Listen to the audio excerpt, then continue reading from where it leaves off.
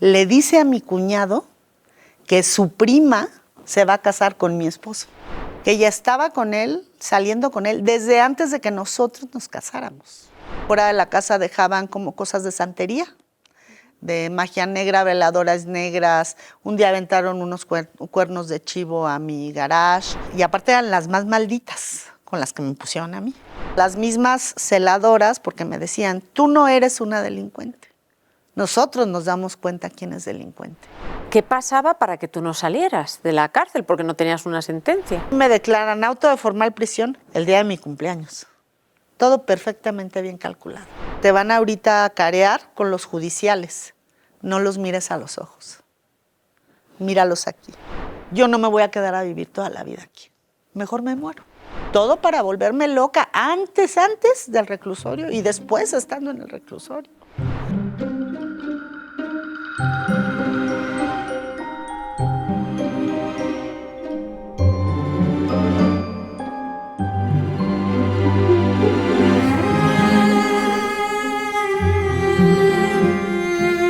Bienvenidos y bienvenidas a Caras Vemos Sufrimientos.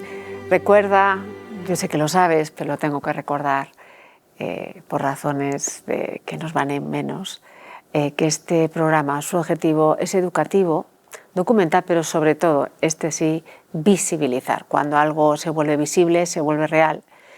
Y todos nuestros invitados e invitadas que vienen visibilizan una situación que probablemente tú la estés viviendo, y esto haga que primero te identifiques con esa persona y segundo, que puedas adquirir las herramientas que adquirieron nuestros invitados pues, para salir de esa situación tan dura. Recuerda que si quieres venir al programa, el correo es so@silviaolmedo.com. Grabamos en la Ciudad de México y en Madrid. Y también decirte que si me regalas un super like, simplemente porque apoyas el programa, te lo agradecería. Por último, esto no es una comunidad en la que la gente viene a juzgar. ¿Por qué? Porque la gente que se presenta aquí hace el esfuerzo, tiene la valentía y la generosidad de hablar de una situación que ellos vivieron. Entonces, vienen a darnos su experiencia, su vulnerabilidad, sus aprendizajes, por lo que te pido que tus comentarios siempre vengan desde el punto de la empatía y no del juzgar. Cuando tú juzgas muchas veces no te das cuenta, pero no te estás poniendo en la circunstancia de esa persona. Porque una cosa que sí yo tengo claro es que si tú estuvieras en las mismas circunstancias que la persona que comete o que hace una acción, probablemente reaccionarías de la misma manera.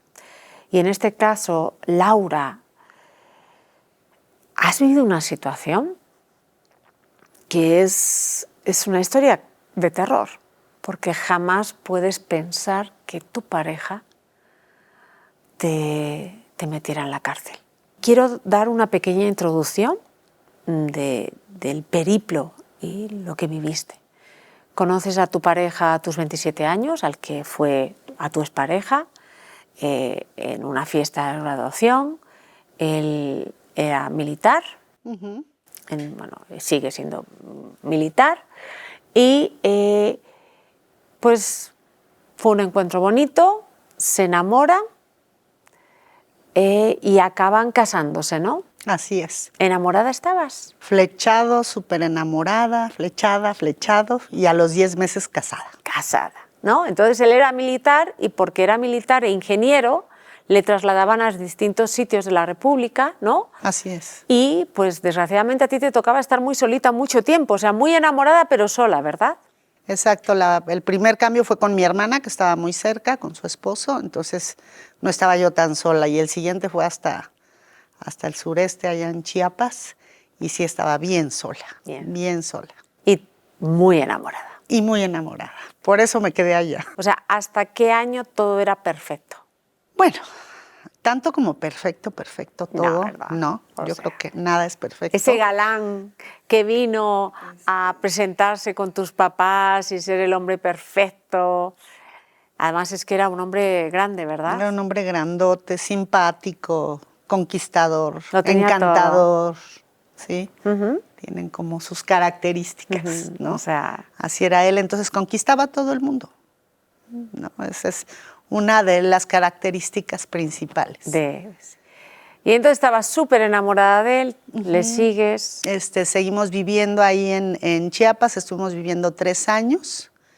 En ese inter, finalmente a él le asignan un departamento en un campo militar.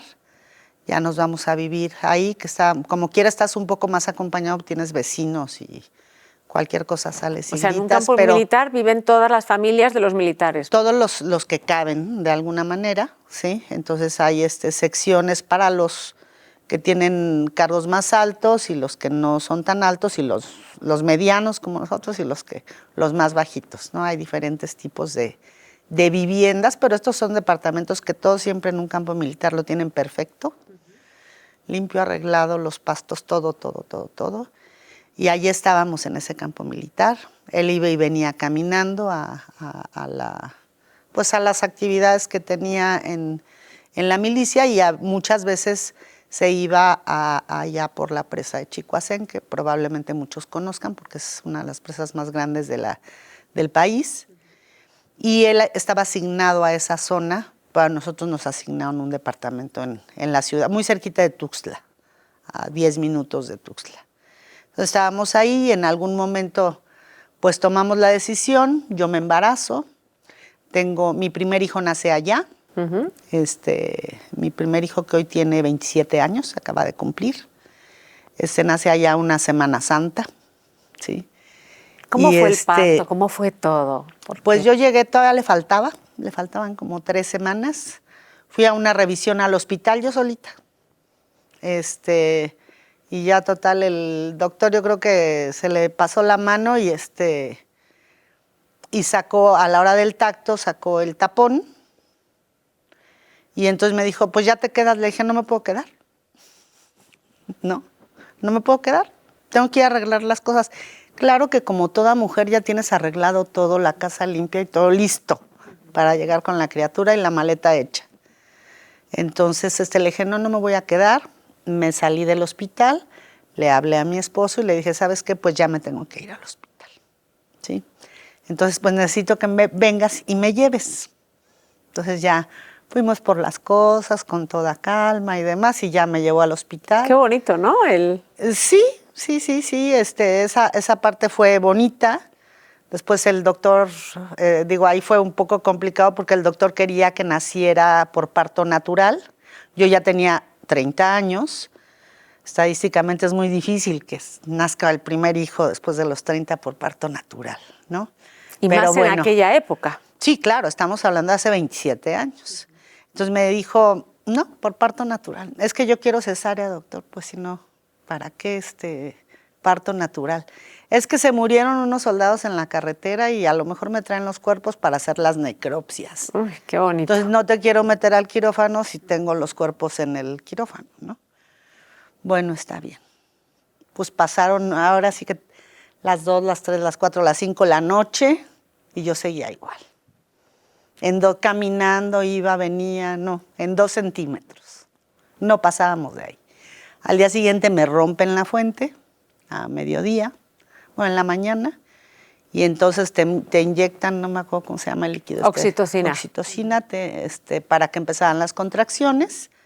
Pues empiezan aquellas terribles contracciones, horribles, y yo seguía con 2 centímetros, ¿no?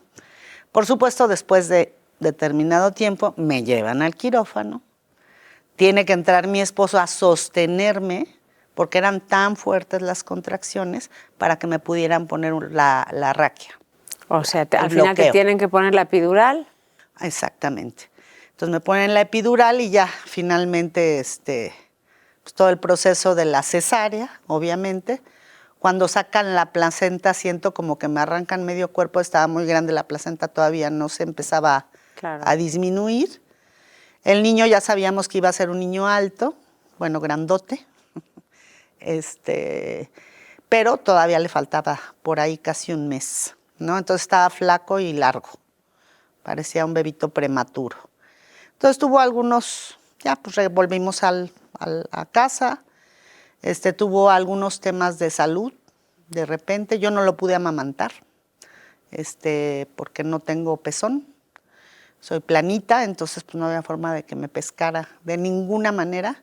Tenía los conductos tapados, entonces para mí esa etapa, si alguna mujer por ahí tiene ese problema, no sufran, que le den fórmula, porque hay te hacen como que quieren hacerte sentir culpable porque no les puedes dar pecho. No, y además la cesárea todavía es más complejo después de dar pecho Sí. de la cesárea. Entonces pues no había manera.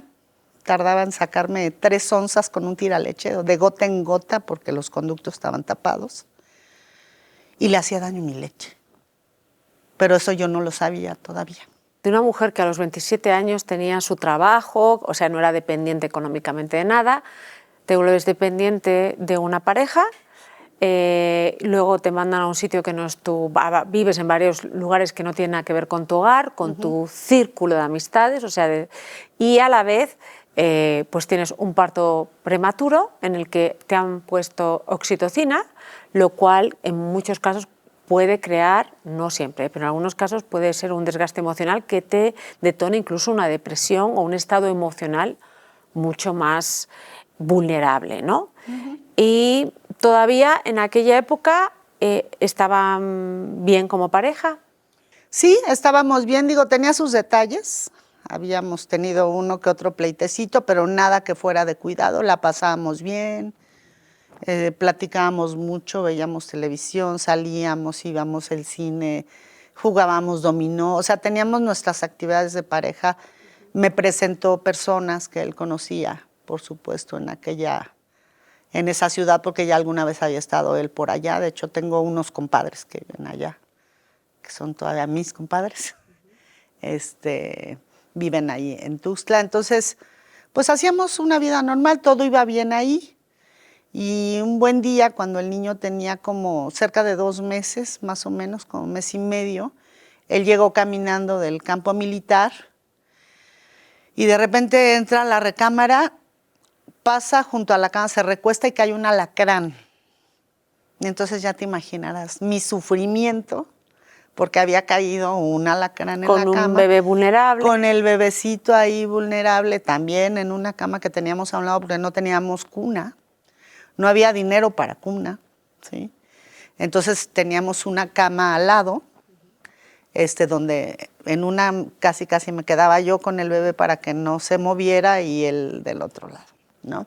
Como una doble matrimonial. Entonces, pues en ese momento yo solté el llanto, evidentemente, porque ya había tenido él episodios como de que si quisiera asfixiar, como que se quedaba tieso, como si fuera entre asfixia y convulsión, era algo muy extraño. No le daban y de repente cae el alacrán y entonces, bueno, ahí estallé como creo que fue una depresión posparto, así de no parar de llorar y llorar y llorar y llorar. Total, y llorar. No pero estabas sola. No poderlo amamantar, nada, no podía yo hacer nada. Y entonces él me dijo, ¿por qué no te vas a México unos días? ¿Sí? Y le dije, sí, me voy. Yo dije, ¿qué hago aquí entre tanto bicho? Entonces me puso en un avión con mi bebé y me fui a casa de mis papás. Bueno, vine a México, a casa de mis papás. Pues el pobre niño lloraba y lloraba y lloraba y lloraba y lloraba y yo lo tenía que vigilar porque tenía una especie de reflujo que no sabíamos. No tenía yo dinero para un cojín de esos de respiración que los están monitoreando, ni para un monitor ni nada. Entonces el niño durmió en mi pecho 3 meses, vigilado 24 horas. ¿Sí? Recuerdo que de repente mi mamá me ayudaba y lograba que el niño se quedara dormido y me decía, y yo me dejaba tantito con él y empezaba a llorar el niño. Es que parece que lo haces a propósito. Y entonces yo lloraba más, ¿no? Porque no sabía qué hacer. Un día empezó a tener diarreas y hubo un día en el que le cambié 40 pañales, entonces yo pensé que mi niño se me moría, ¿sí? Lo llevé con médicos, le hicieron estudios y lo llevé al hospital militar y me dijeron, no tiene nada, lléveselo a su casa. Y entonces yo dije, pues lo voy a bautizar porque se me va a morir. ¿no? Entonces le hablé a mi hermana que vivía en otra ciudad, en Celaya, y le digo, pues vénganse el lunes, porque voy a bautizar al niño. Y bauticé al niño. ¿Con el papá? Sin su papá, porque él no podía venir. Estaban los papás de él, sus abuelos, mis papás, mi hermana y su esposo, que eran los padrinos, y yo con él. Y fue bautizado. O sea, ya esa parte dura se pasa. Se pasa, el niño empieza a sanar. Empieza a sanar, la depresión posparto empieza a mejorarse. Entonces, ¿qué pasa ya en el que ya te huele a...? Después de 2 años, que íbamos muy seguido a Celaya, porque allá vive mi hermana, y allá tenía su pediatra el niño, y bueno, entonces íbamos muy seguido. Y yo me entero acá, no recuerdo exactamente cómo me entero, que él tiene un amante allá, en Celaya.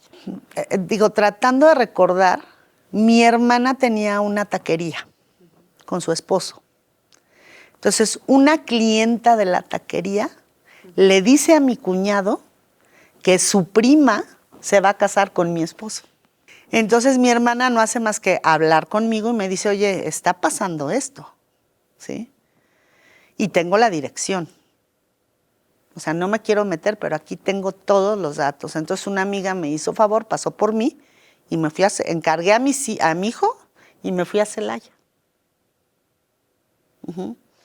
Y me fui directo a la casa de... O sea, te plantas en la casa de... Me planto en la casa y le tocó el timbre. Como en la canción, ahí, llamas a la puerta y... Buenas noches, eres fulana de tal, no me acuerdo ni cómo se llamaba. Sí. Oye, ¿y que te vas a casar con fulano de tal? Sí. ¿Puedo hablar contigo? Sí. ¿Me permite pasar? Le dije, pues quiero decirte que yo soy la esposa de este hombre, que tenemos un hijo de 2 años y que nos casamos hace 5 años y etcétera. ¿Y qué cara puso la otra? Se quedó fría, así como si le hubiera echado un balde de agua fría. Y entonces me empieza a platicar que ella estaba con él, saliendo con él, desde antes de que nosotros nos casáramos. Y que ya le había prometido que iban a construir su casa y que se casaban, me parece que en un mes, ahí en Celaya, ¿sí? Y que se le había prometido construir una casa en un terreno que era mío de soltera, eran mis ahorros de soltera, que yo tenía a nombre de una de mis hermanas, de mi hermana la que vivía allá, no a mi nombre. Por eso no tuve problemas después para venderlo ni nada de esto, ¿no? Entonces, O sea, en ese momento, que dices, ¿con quién me he casado? Exacto. Entonces ahí empezamos a decir, es que, ¿cómo es posible que haya negado a su hijo, que le haya dicho a esta mujer que no tiene hijos, que se vaya a casar cuando está casado conmigo? O sea, todo lo que implicaban todas estas mentiras que él estaba diciendo. ¿Qué alcance? Sí, unos alcances brutales, ¿no? Sobre todo más en un pueblo. Digo, hace 25 años Celaya era mucho más chiquito. Ahorita ya es una ciudad más grande, pero hace 25 años todo el mundo se conocía, ¿sí? Entonces, bueno, me voy de ahí. Esa noche me quedo a dormir ahí con mi hermana y mi amiga, y al día siguiente nos venimos a México. Pregunta, ¿ella qué te dice? ¿Que lo va a dejar o cómo sí, es la reacción? que lo va a dejar. ¿Te lo agradece? ¿Se pone agresiva contigo? No, todo fue muy como adultos maduros.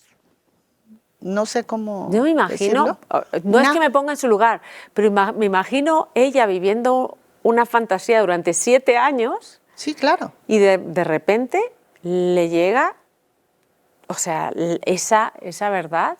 Sí. O sea, para mí, yo creo que lo más doloroso de todo fue que negara a su hijo. Fíjate.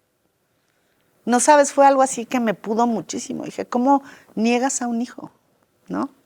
Creo que fue como de lo peor que sentí, porque él me dijo que no tenía hijos. Estábamos viviendo en una casita que estaba cerca de la zona norte de la Ciudad de México, sí, que él estaba rentando. Entonces le dije, ¿sabes qué? Quiero que te vayas porque tienes un amante así, que dijo que se iba a casar contigo en un mes, que le ibas a construir una casa, negaste a tu hijo. Todo esto que yo hablo con esta mujer, se lo digo en su cara. Dije, quiero que te vayas, porque yo no puedo vivir con una persona que me está engañando y mi hijo no puede vivir con un padre que lo niega. Y entonces él se va. Ni te discute. Claro, lo niega, todo lo niega, dice que nada de eso es cierto. Y yo voy a hacer que vayamos a Celaya y que te digan que no es cierto todo lo que tú... Ah, sí, pasó eso también. Todo lo que tú me estás diciendo. Porque es una mentirosa. Yo estuve con ella X tiempo, la conocí, pero ni siquiera tengo nada que ver con ella. Y entonces fuimos a Celaya, yo con él, ¿sí?, a casa de esta muchacha para que me dijera que todo lo que me había dicho había sido mentira. ¿Y ella qué dijo? Que todo era mentira, que ella se casaba en un mes con otra persona, que no era él. Seguramente también amenazada ella por él, muy probablemente, de que tenía que negar todo lo que a mí me había dicho. Ok, o sea que la otra se retractó. Sí. Regresamos Qué a fuerte. México, ¿sí? Yo de cualquier forma me separo de él y me voy a casa de mis papás con mi niño. Él no me daba nada. Nada. No me daba ni para la leche del niño, ni me daba para alimentarlo, ni me daba para el médico, ni me daba para las vacunas, ni me daba para nada. ¿Sí? Entonces, ese tema de haber sido, digo, no se me atoró, afortunadamente, pensé, dije, ¿qué voy a hacer? Porque tengo que cuidar al niño, ¿sí? Entonces empecé a juntar ropa usada y me iba a un tianguis en la banqueta a vender la ropa usada con el niño ahí, conmigo, para poder tener, para alimentarlo, ¿sí? Después de haber sido una ejecutiva dueña de un negocio, pues estaba yo haciendo eso, pues para poder alimentar al niño, o sea, no había otra opción, ¿no? Entonces fueron tiempos muy complicados, muy difíciles. Estaba yo más cómoda, muchas veces me iba yo a Celaya con mi hermana y allí era donde vendía yo la ropa. Entonces estaba más cómoda con mi hermana que con mis papás. Siempre se está más cómodo en otro lugar menos en casa de los papás de regreso. El chiste es que en algún momento estando en casa de mis papás, él iba y me llevaba mariachi, iba y me dejaba cartas de amor y que me amaba, y yo el amor de su vida, y yo esto, y yo era la mujer de su vida y su hijo, y el amor y su mujer, y etcétera, ¿no?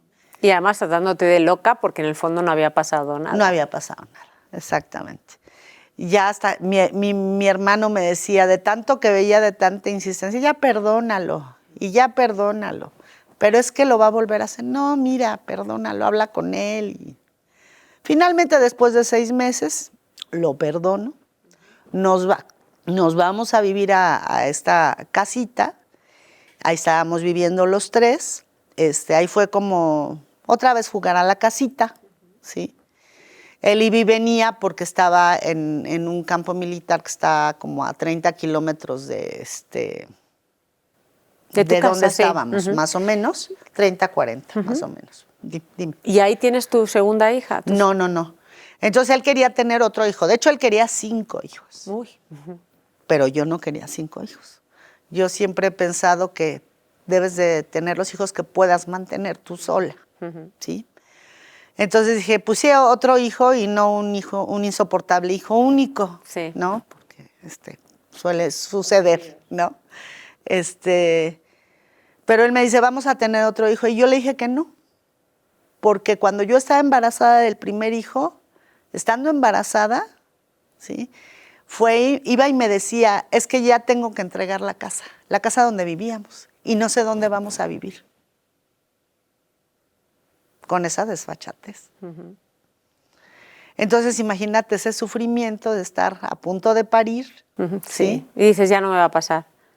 No me vuelve a pasar no sabías dónde ibas a vivir. Tú, sufriste violencia obstétrica porque ese ginecólogo actuó de una manera terrible. Ya vives una infidelidad, sí, una negación de tu existencia. vuelves con él y ¿en qué momento te quedas embarazada del segundo? Cuando le dije que tenía que comprar una casa para que tuviéramos un lugar seguro. Y la compra. La compra, ¿sí? Compramos una casa que quedó a nombre de los dos, queda a nombre de nosotros dos, y entonces ya, finalmente me embarazo. Quedo embarazada de mi segundo hijo y un día en la noche él no está en la casa.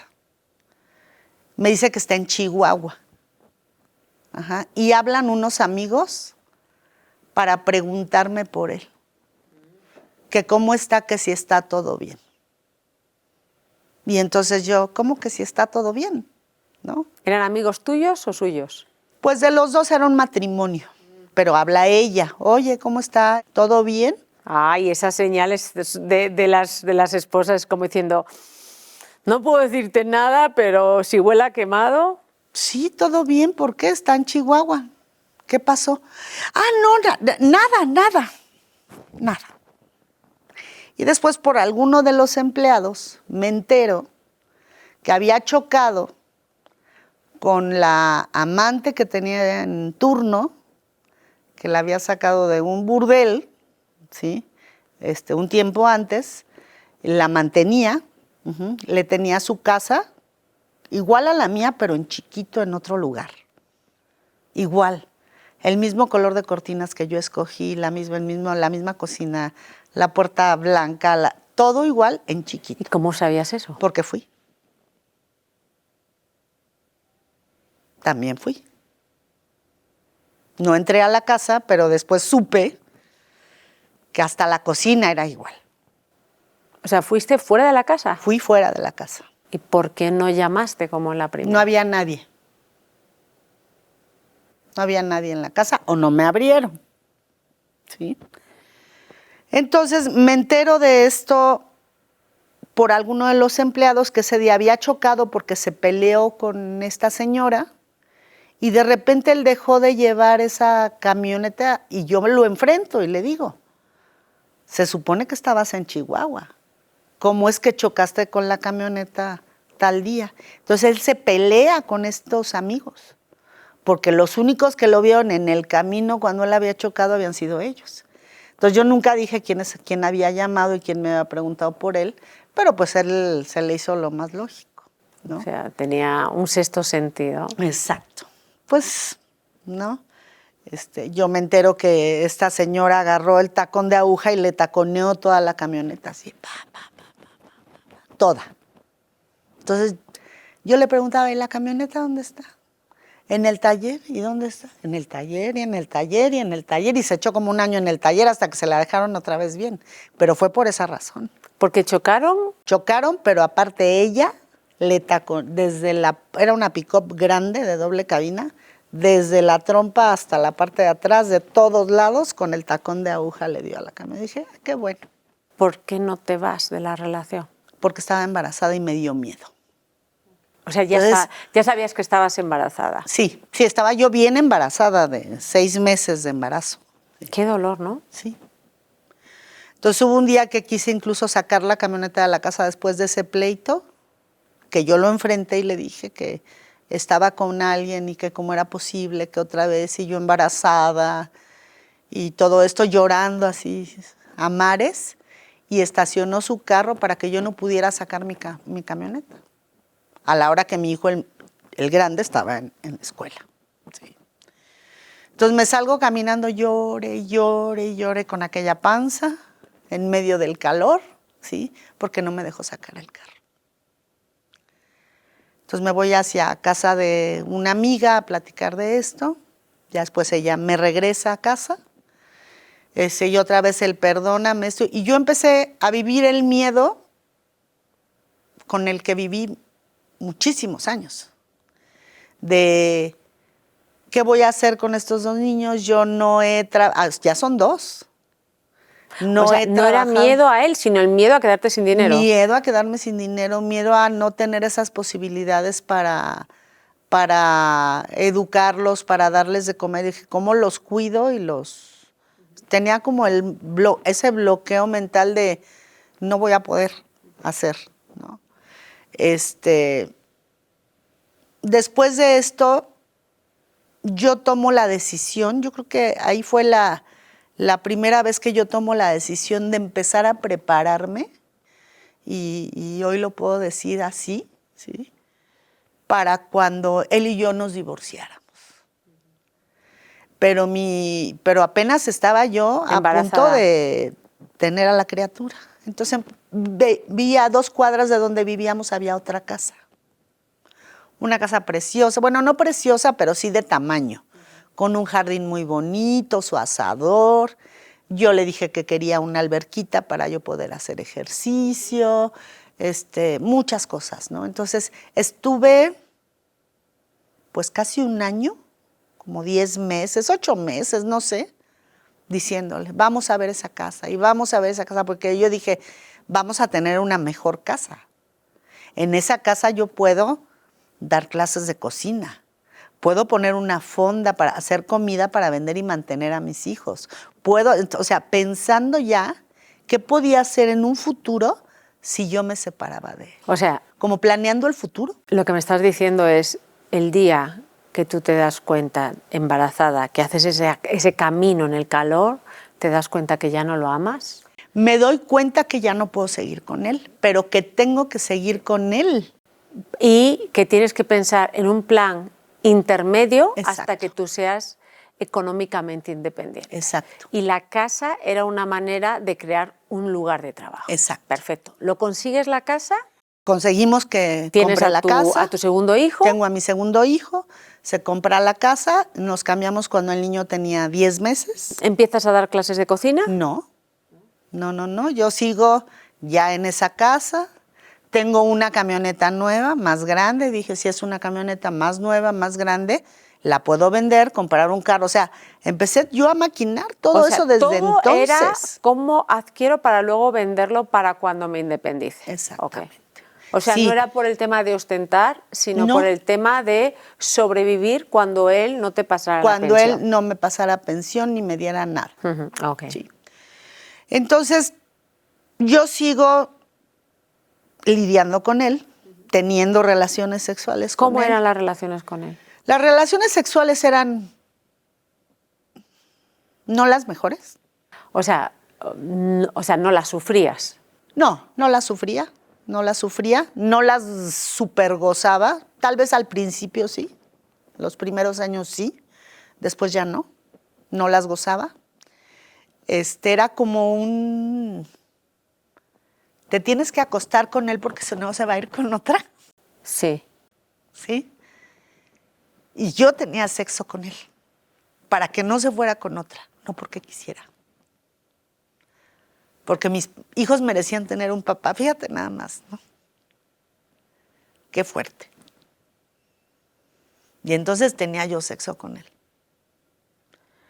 En alguna ocasión, él muy joven, ya hablando de intimidades, tomaba hasta Viagra, ¿sí? Le decía yo, deja de tomar eso, estás muy joven, tenía 40 años, no te hace falta, ¿sí? Mejor si necesitas ayuda, pues vamos a ver con quién vamos. No te preocupes, porque de repente fallaba. Y evidentemente fallaba entre el alcohol, o a lo mejor drogas, o a lo mejor venía de otra cama y se acostaba en esta, ¿no? Sí. Podían ser, digo, hoy lo piensas y pues podían ser muchas razones. ¿Y tú mantienes esa situación durante cuántos años?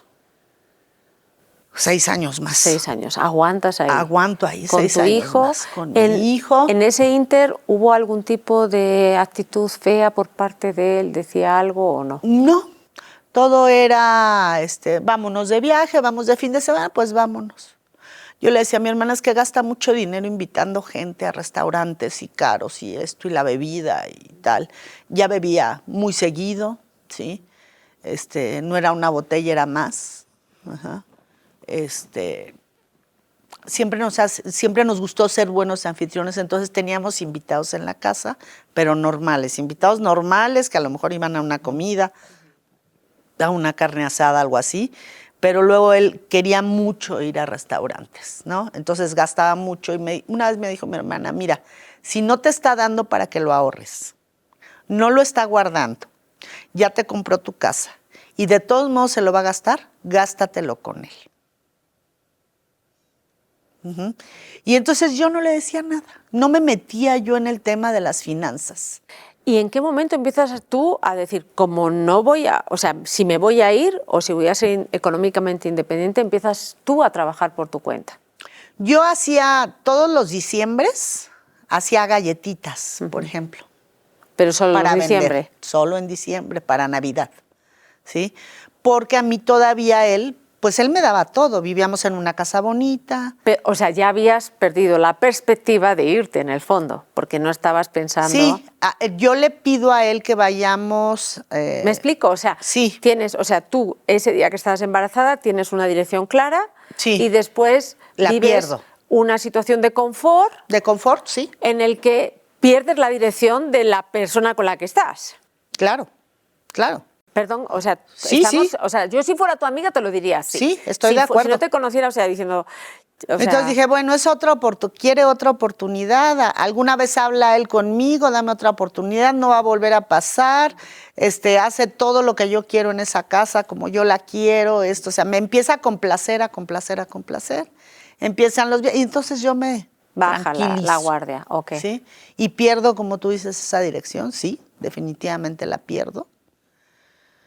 Hasta que cada vez es más seguido. Empieza a faltar como más a la casa.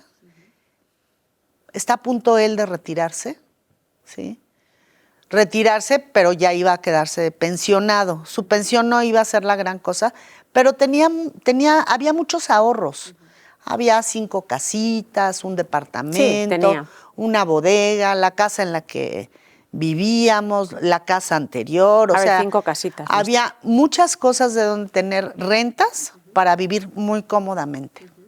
Entonces, a mí realmente no me preocupaba que él se jubilara, porque él o se pensionara, porque iba a seguir trabajando. Bueno, lo ibas a tener en casa todo el día. No, porque iba a seguir trabajando en su constructora, porque ya tenía su constructora, chiquita, pero su constructora, ¿sí? Entonces, no me preocupaba que él estuviera todo el día en la casa porque yo no estaba, porque yo me iba a las actividades de mis hijos, porque yo era presidenta de la mesa directiva. O sea, tú eres muy feliz, o sea, tuviste una época...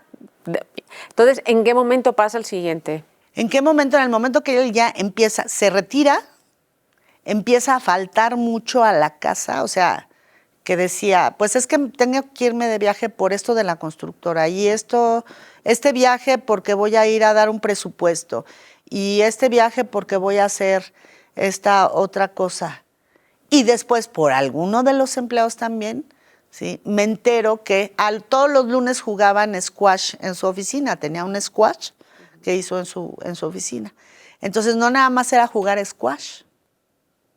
Me entero que se llevaban a las prostitutas de los lugares no gratos allá a la oficina, con los amigos, con los empleados, ¿sí? Y ahí pasaban la noche. No jugaban squash.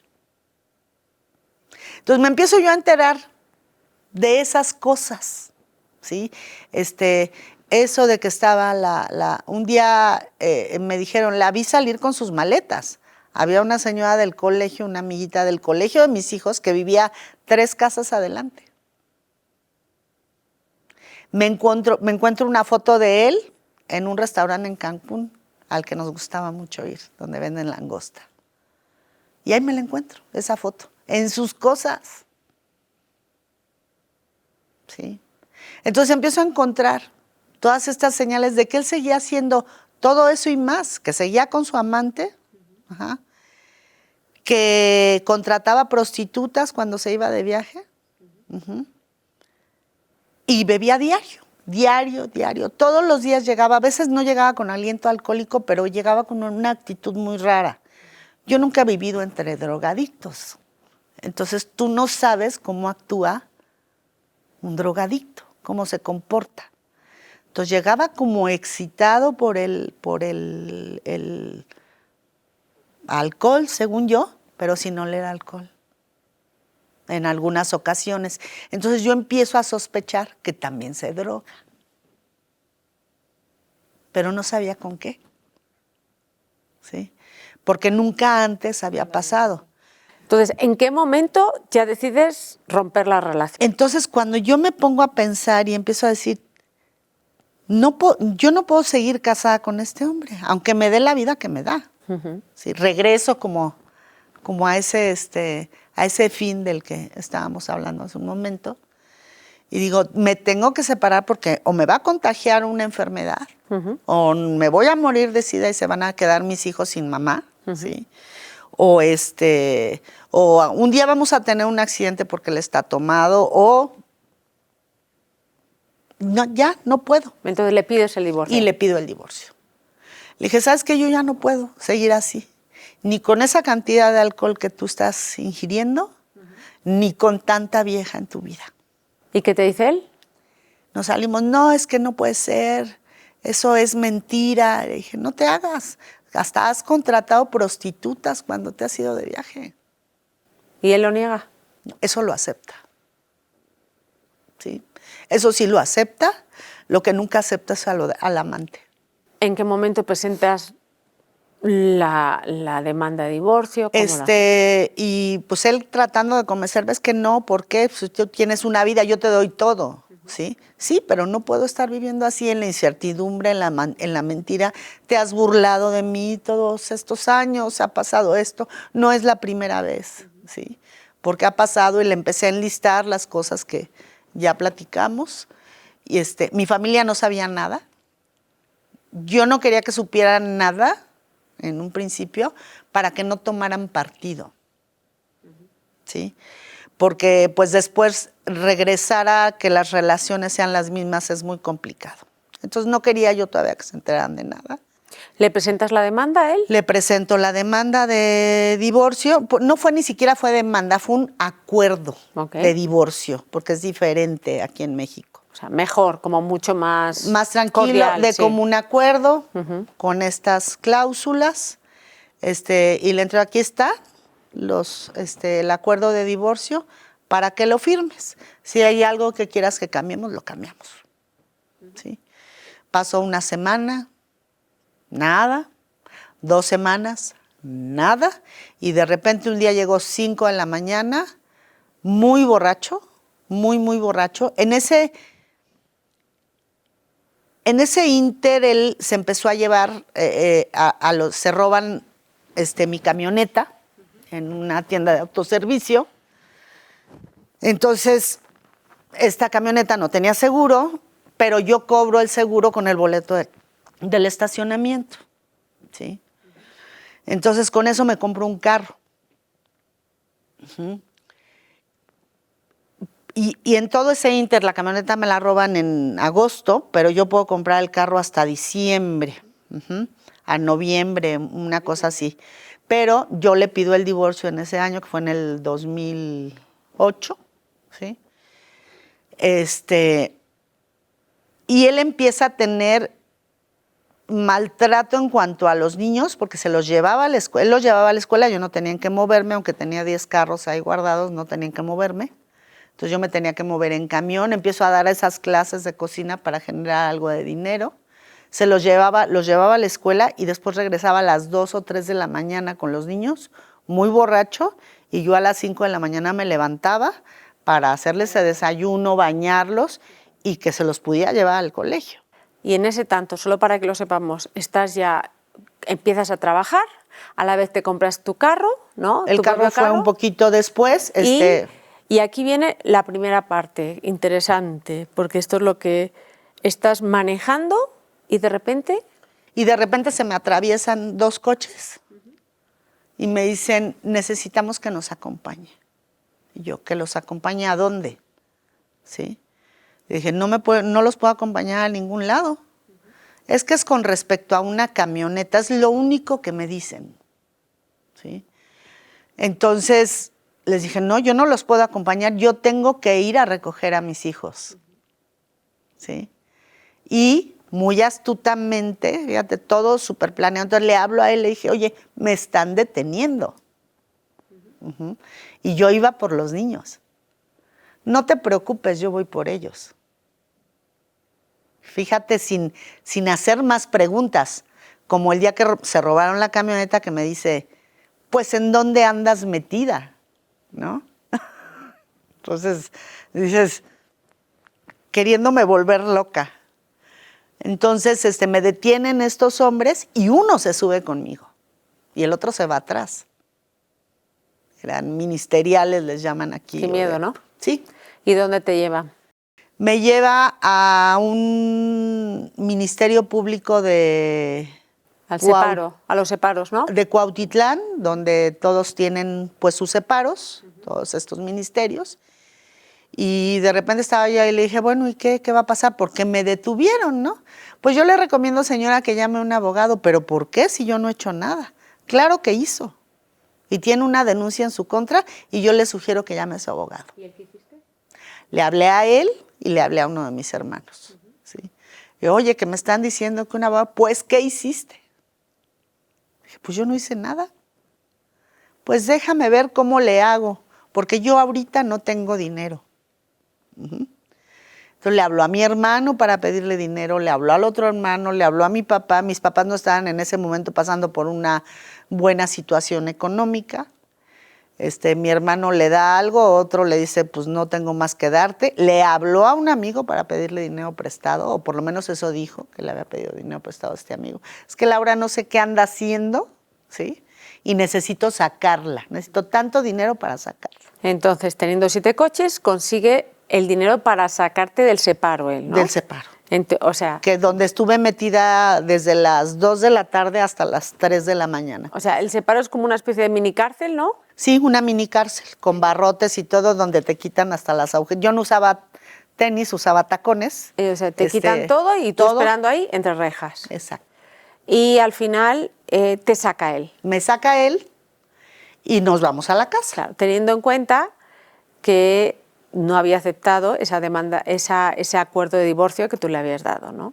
Claro, un poquito antes ya me había dicho, esta y esta cláusula, no estoy de acuerdo, no estoy de acuerdo, no estoy de acuerdo. Le dije, pues hacemos todo lo que tú quieras. O sea, tú encantada de cambiar. Sí. Viene lo más terrorífico, ¿no? Entonces, ¿tú sigues tu vida normal? Yo sigo mi vida normal, entre comillas, porque yo ya casi no veía a mis hijos, porque él se los llevaba. Ellos entraban a las 7 de la mañana y él regresaba con ellos a las 2, 3 de la mañana. Entonces no los veía. Sí, eran muy pocas veces cuando los veía, sí, o ratitos que los veía. A lo mejor para darles el desayuno. Alguna vez a lo mejor los llevaba a comer o algo así, pero no, porque él lo que no quería era tener comida en la casa. Y viene el segundo acontecimiento. Y entonces yo estoy en casa, doy las clases de cocina, todo esto, y de repente un día, en todo este ínter hubo episodios que afuera de la casa dejaban como cosas de santería, de magia negra, veladoras negras. Un día aventaron unos cuernos de chivo a mi garage. Entonces la que limpiaba todo esto era la señora que me ayudaba en la casa, mi asistente personal. Entonces ella agarraba todo y lo tiraba. Me decía, señora Laura, es que encontré esto, y velas negras derretidas, y encontré estas tripas de animal, y encontré estos muñequitos con alfileres, y encontré todo eso que ella encontraba. No lo metía a la casa, pero me decía que lo había encontrado, porque ella llegaba más temprano de lo que yo podía salir, porque el que salía muy temprano era él a dejar a los niños. Entonces, cuando llegaba la muchacha, ella veía a las 8 de la mañana todo esto en la parte de afuera. Y entonces un día salgo de la casa a sacar mis copias de mis recetas y me detienen otra vez unos judiciales caminando, porque iba yo caminando. Me dicen, pues está usted detenida porque tiene una denuncia. Y yo, pero no, le dije, yo aquí tengo mi amparo, porque yo fui con un abogado para ampararme de lo que me tenía que amparar, que era una acusación de un robo con violencia. Pero todavía no sabía exactamente de qué se trata, porque de repente mi abogado desapareció. Pero a mí me dio ese amparo, supuesto amparo. Porque sí. Los amparos en teoría te protegen de entrar en la cárcel. Exacto. Entonces, según yo traía mi amparo guardado en mi carterita, entonces yo no me movía a ningún lado sin ese amparo. Entonces, cuando lo saco de mi cartera, se los enseño. Me dicen, no, señora, es que este no es un amparo, es una solicitud de amparo. Entonces, ahí te das cuenta de cómo un abogado también te engaña, por supuesto. No digo que todos, claro que no. Pero cómo puede ser manipulado y te pueden engañar y no terminar el trabajo, o quién sabe qué le habrá hecho este hombre, ¿no? Porque habiendo hecho esto, pues quién sabe qué le pasaría al abogado. Entonces tú sales y te llevan a... Y me llevan a Atizapán, que es una delegación X que no tenía nada que ver donde yo vivía.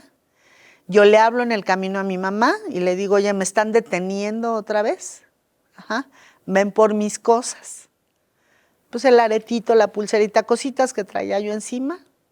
Llegó con mi sobrina. Yo lloraba y lloraba y lloraba y lloraba. Entonces le entregué todo a mi mamá. Y me llevaron directamente a un reclusorio. Es un reclusorio que está en Cuautitlán de Romero Rubio, que es mayormente la población de hombres. Hay 1,000 hombres y 70 mujeres en ese tiempo. Hoy no sé ni quiero saber. Y pues la revisión, ¿no? Para empezar. Te quitan el teléfono, te quitan pues todo lo que traes encima, casi hasta los calzones, ¿no? Entonces me dieron me dijeron, ¿te tienes que bañar? Les digo, pues es que yo ya me bañé en la mañana, ¿no? Pues te tienes que volver a bañar y te vas a poner esta ropa. Y me dieron una ropa color beige, usada, limpia, pero usada y vieja. En ese reclusorio, no sé si en todos, las reclusas o reclusos que están vestidos de azul, todavía no les han dado sentencia, y los que están vestidos de beige ya están sentenciados. Entonces me dieron... ¿Y a ti te dan el beige? El beige, pero eso yo no lo sabía cuando me lo dan. Después me entero de los colores. Entonces me dan esa ropa, yo lloraba amargamente, me baño en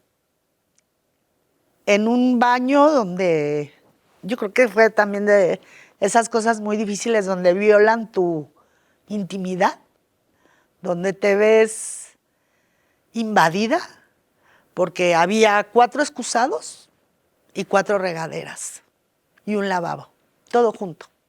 O sea, mientras alguien estaba defecando, otros estaban duchándose. Sí, todo en un solo espacio, donde todo el mundo te veía desnudo, donde te podían faltar al respeto, donde te podían, pues sí, doña Laura todavía tiene buen cuerpo, ¿no?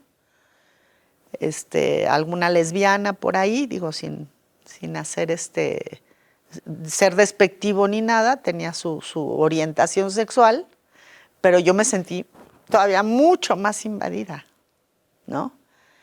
Entonces no podías ir a defecar, ir a orinar sin que hubiera alguien más, bañarte sin que hubiera alguien más. Esa parte de la intimidad fue muy fuerte, muy, muy difícil. Entonces, bueno, me baño, me cambio y yo lloraba y lloraba y lloraba y pensaba en mis hijos y qué va a ser de ellos y qué va a pasar con ellos. ¿Y por qué estoy realmente aquí, no? O sea, ¿quién es ese que me acusó? ¿Qué está pasando? O sea, tenía todas las preguntas del mundo en mi cabeza y sentía que la vida se me había acabado. Te levantaste con recetas y estabas el mismo día en una cárcel. En una cárcel. ¿En una cama? En una cama sin colchoneta, que eran de lámina, son literas de 4 literas. Que te dan unas colchonetitas. La mía no tenía colchoneta, yo estoy operada de la columna. Y entonces al dormir sobre esa colchoneta, una de las reclusas me presta una cobija, ¿sí? Porque me llegaba todo el frío justo a toda esa zona de donde estoy operada. Entonces al día siguiente no me podía yo ni mover de los dolores.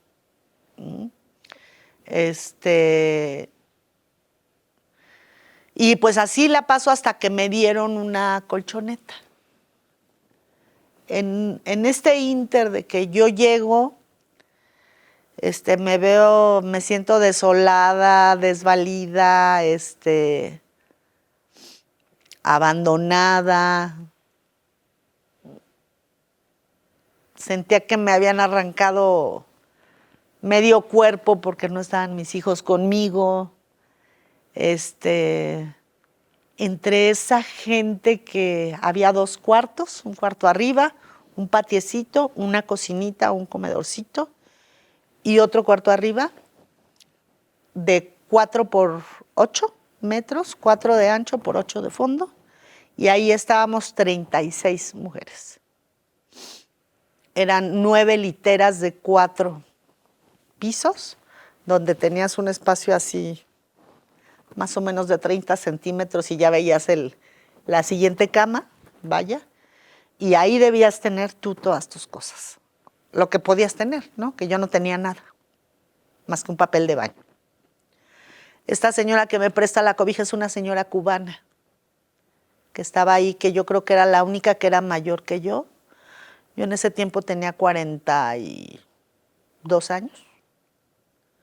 Y esta señora debe haber tenido unos 50. Y todas las demás eran muchachas de 27 para abajo. Todas. Me platicaron alguna vez de tanto que yo lloraba. Y aparte eran las más malditas con las que me pusieron a mí. Porque te empiezas a dar cuenta. Quién está como más tranquilo, quiénes son como las que andan como ostentando ser muy malas y muy guerrilleras, haz de cuenta, y tatuadas y hablando de que si del cártel fulano y del cártel sultano y yo voy a salir muy pronto. Y evidentemente yo estaba sentadita así en mi pedacito de litera, pegada al piso, y me decían, ¿y tú qué hiciste? ¿Qué hiciste para estar aquí? Les decía yo, nada. ¿Qué hace una persona como tú aquí? Es que no hice nada. Pues resulta que me están acusando de eso, pero yo casi estoy segura que es el papá de mis hijos. ¿Ya estaba segura de eso? Casi, les decía, casi estoy segura que fue él. ¿Por qué? Por todas las acciones que empezó a tener de quitarme el coche, de dejarme sin el carro, de dejarme sin el otro carro que había yo comprado, de empezarme a decir, pues, ¿qué hiciste? Empezarme a culpar, a empezar a trabajar mi mente para que yo creyera que yo había hecho algo malo. Decirme, ¿qué andas haciendo? Y si tú sigues haciendo todo lo que andas haciendo, vas a ver cómo te va a ir. Y lo vas a pagar con lo que más te duele, ¿sí? Algún día también me siguieron en mi carro, que yo llegué con el corazón que sentía que se me iba a salir el corazón, y era su hermano que me estaba siguiendo en un carro sin placas, ¿sí? Se dieron cuenta en el estacionamiento, en un estacionamiento donde yo había llevado a terapia a uno de mis hijos. Es que fueron muchas cosas. O sea, tú estabas conectando ahí puntos, ¿no? Entonces empecé como a atar cabos de todo esto y dije, pues es él. Entonces, ¿quién es la primera persona después de esa primera noche que se acerca al reclusorio? Al reclusorio, mi papá y mis hermanos. ¿Y qué te dicen? Que me van a sacar, que ya están buscando un abogado, que va a ser el abogado, no me acuerdo de su nombre, y pues que él va a llevar el caso, y también llega él. Pues, ¿qué hiciste que te trajeron aquí? Él insistía. ¿Y estaba lindo contigo todavía? Sí, muy lindo. Ahora sí era lindo. Los últimos meses ya no era lindo.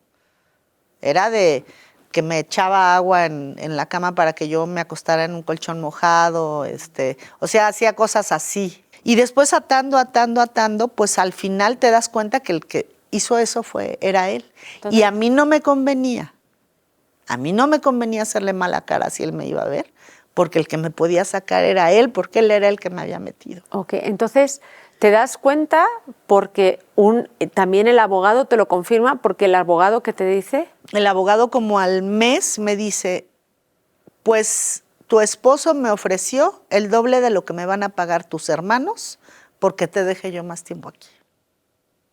Y ahí ya no dijiste, es para que a mí me pagues más, es para que lo sepas. Y ahí dije, pues es él. ¿siguió defendiéndote a ti ese abogado? Ese abogado siguió defendiéndome y me hicieron saber, llegó una notificación de mi abogado del divorcio, porque había llegado una demanda de él, que esa parte no la saltamos, donde me acusa de muchas cosas, porque él sí me demanda a mí, y mi abogado me estaba defendiendo de todas esas cosas que que me demandó, por muchas razones, y aparte me demandaba pensión alimenticia, ¿no? Ujú. Entonces, y quedarse con los niños, y quería la patria potestad de los niños, todo lo quería, él quería todo. Y entonces me llegaban notificaciones de mi papá, oye, llegó esta notificación de tu abogado del divorcio, ¿sí? Que ya está metido el documento de que te detuvieron en el juzgado. Pues, ¿quién era? Pues él. Entonces, con todas esas cosas, y yo me estuve haciendo tonta. O sea, tú delante de él, con Delante cara de de él. póker cuando te venía a ver. Ajá. ¿Necesitas algo? Sí.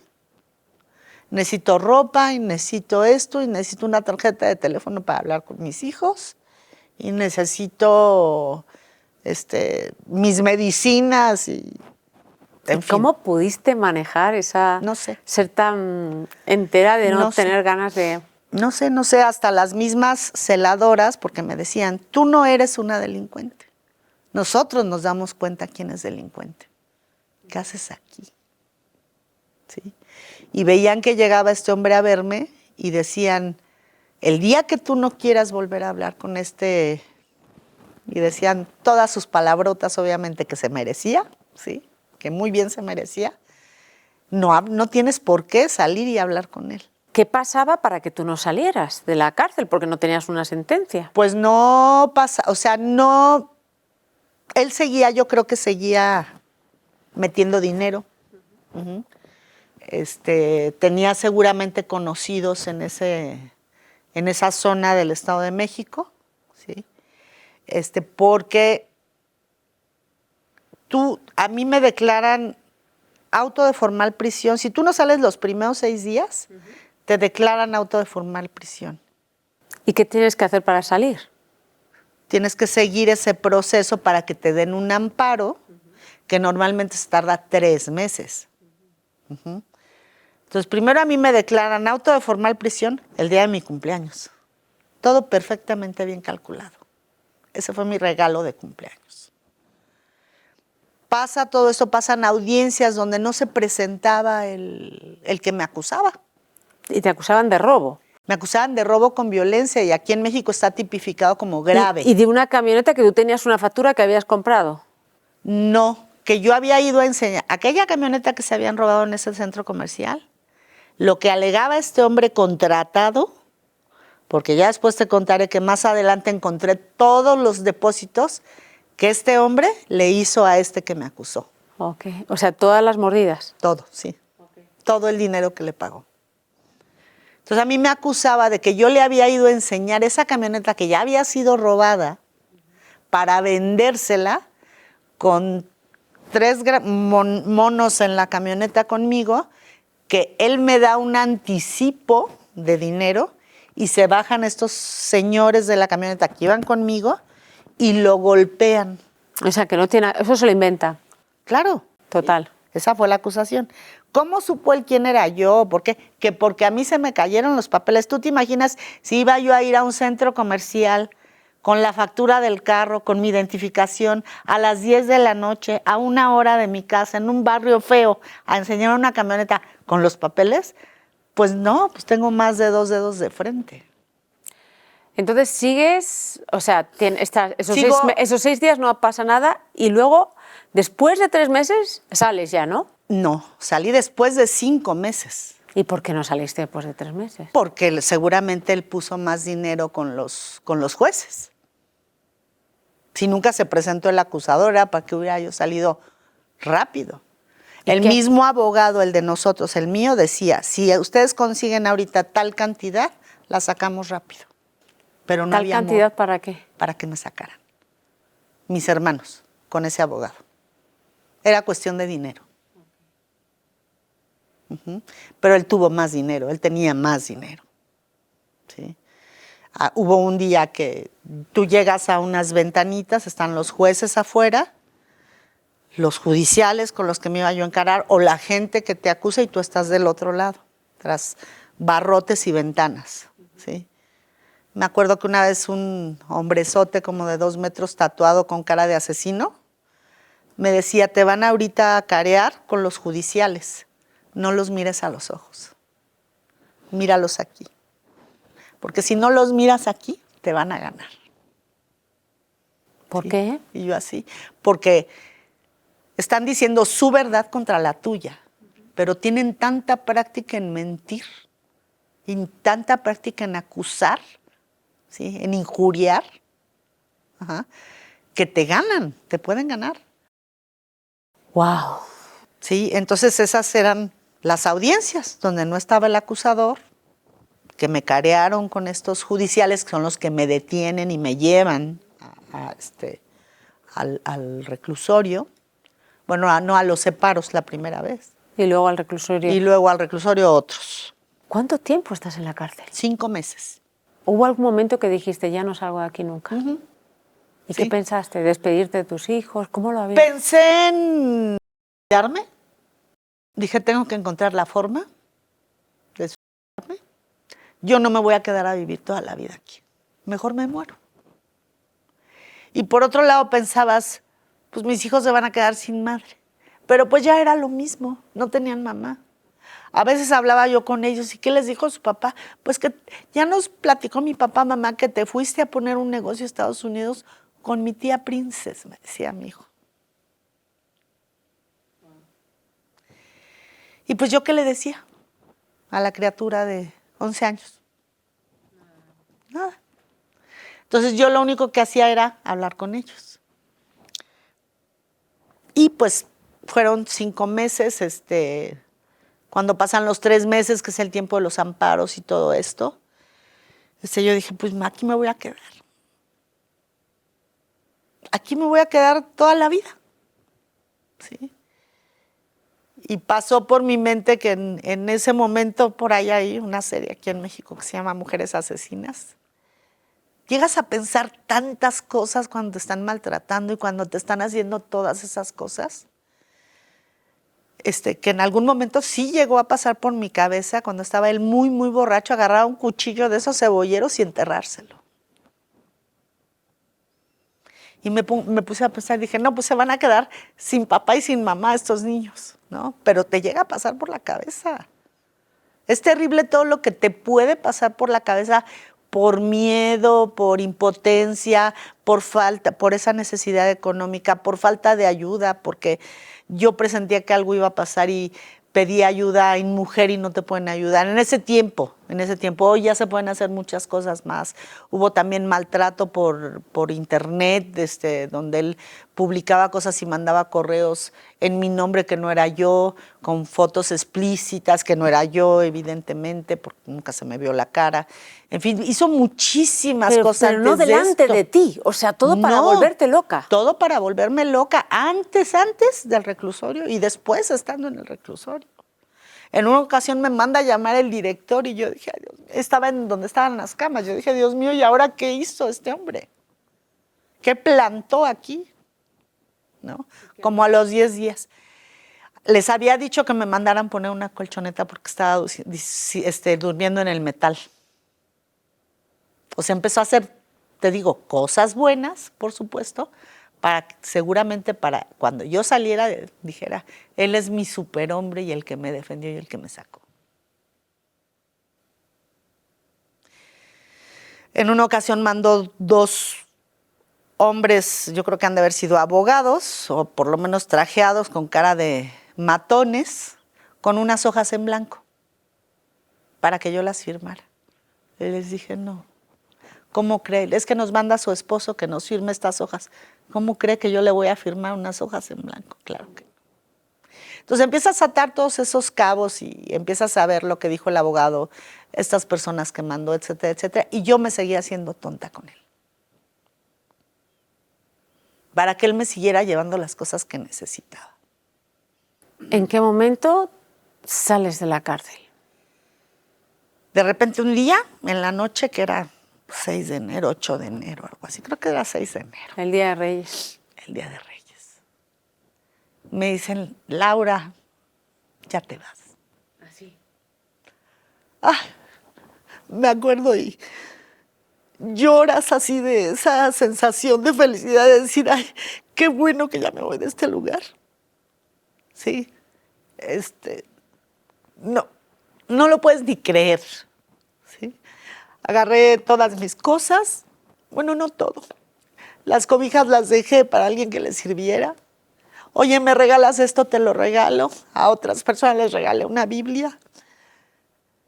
Casi todo se quedó ahí, nada. Me llevé lo indispensable porque pues a mí este hombre me dejó sin nada, con una mano adelante y otra atrás, porque todas mis cosas estaban en esa casa. Yo no sabía quién iba por mí. Y cuando salgo era mi hermano. Él iba en su camioneta, él es el que me recoge, me lleva a su casa, hablando de mí como el paquete, sí, con la familia, diciendo ya tengo el paquete aquí.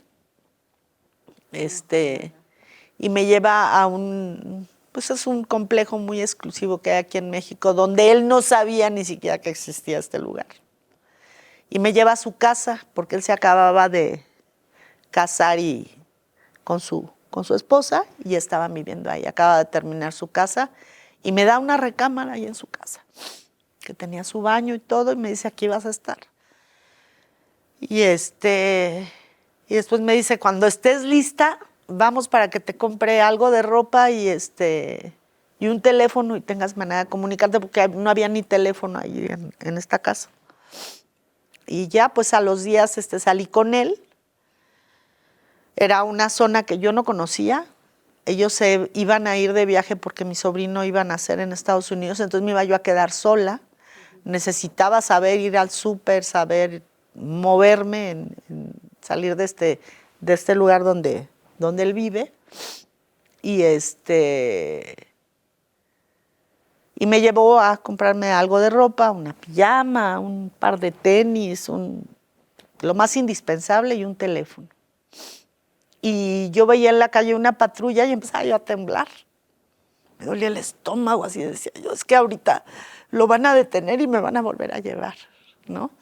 Era así un terror con el que yo estuve todavía varios meses más.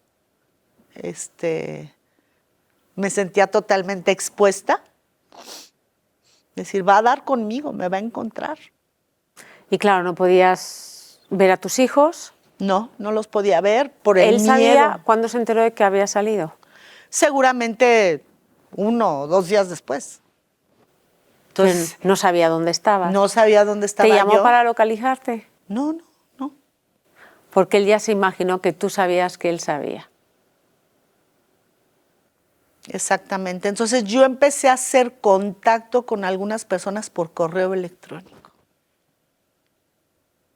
Cambié mi correo, obviamente. Tenía yo otra computadora porque ya una me la había mojado, le habían echado agua a una computadora nueva.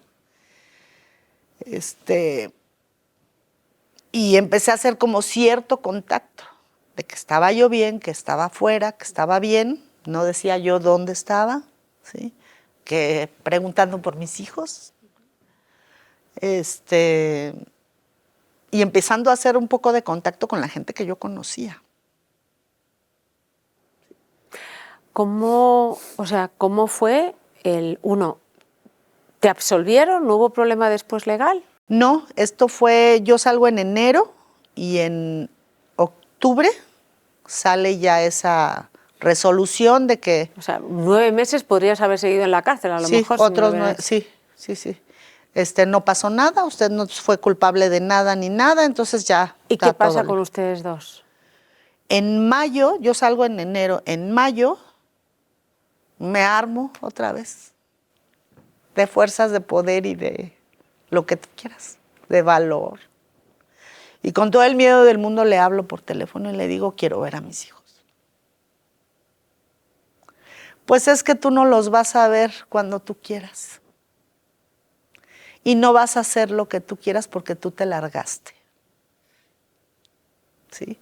Entonces primero nos vemos tú y yo, ¿sí? Y después vemos y los ves.